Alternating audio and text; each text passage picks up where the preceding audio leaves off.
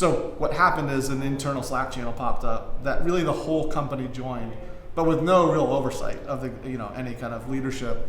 But I think there was 15,000 people in the Slack channel, and the press was regularly invited into the channel. So every company, all hands, was whatever was happening on stage was in Slack and on Twitter in real time.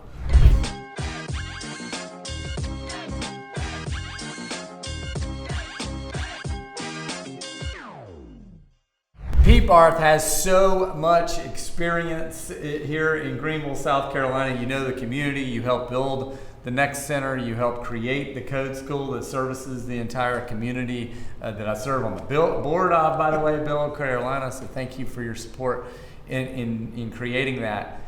You were with WeWork for how long?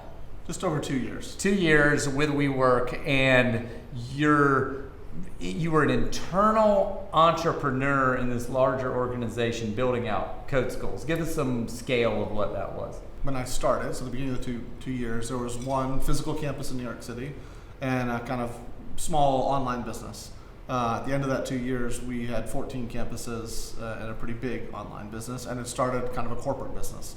So a lot of scale in 2 years inside of a really big machine. Tons of scale, but fun to be an entrepreneur for you at that moment. I mean, you had equity, but what a fun time. So to talk about your view of the company's policy of being completely flat and letting anyone be involved in management level conversations. Yeah, so although I was in kind of a subsidiary at Flatiron School, we were pretty big, so 800 employees, I think was the peak inside of WeWork.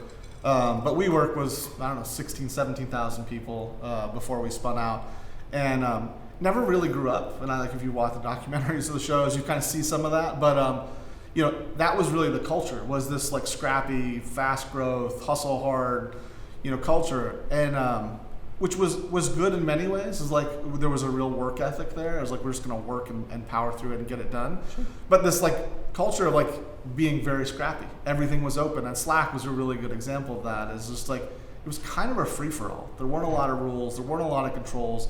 Many people could invite other external people from the organization in. And the place that kind of really went off the rails is as WeWork was going public, and that fell apart, and then a new chairman came into place. But it was fascinating to watch. And if you've been through going public before, information starts to clamp down, right? They don't share as much with the folks in the organization what's happening on the roadshow and feedback from investors. So what happened is an internal Slack channel popped up that really the whole company joined, but with no real oversight of the any kind of leadership. But I think there was 15,000 people in the Slack channel, and the press was regularly invited into the channel. So every company, all hands, was whatever was happening on stage was in Slack and on Twitter in real time. And it was just fascinating. But I think the interesting learning from that is often we celebrate a young company, like how scrappy we are, right? We don't have resources and we need to be open and really accepting. But as you scale, there does have to be some level of rigor that comes in. Well, one of the challenges that I've had is that I love an open workspace. I'm a big fan, and especially everyone knows, I love companies at 10 employees. It's like my favorite number, right? Because everybody's running together. And you can kind of have open walls mostly at 10 employees. But slowly it gets to a place that, no, we have to close the door. We gotta have conversations. Like things are being talked about that I might not want the whole team to know in real time. Right. Yeah. And definitely not the public. I haven't even decided what we're doing. I need to be able to talk openly with a little bit of privacy. Yeah.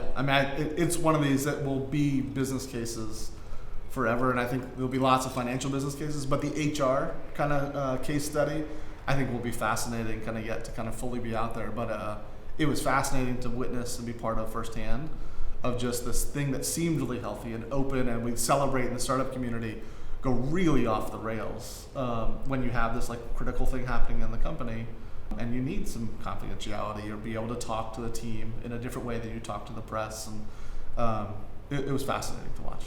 Yeah, I love it. Thanks for sharing it. Yeah. Good stuff.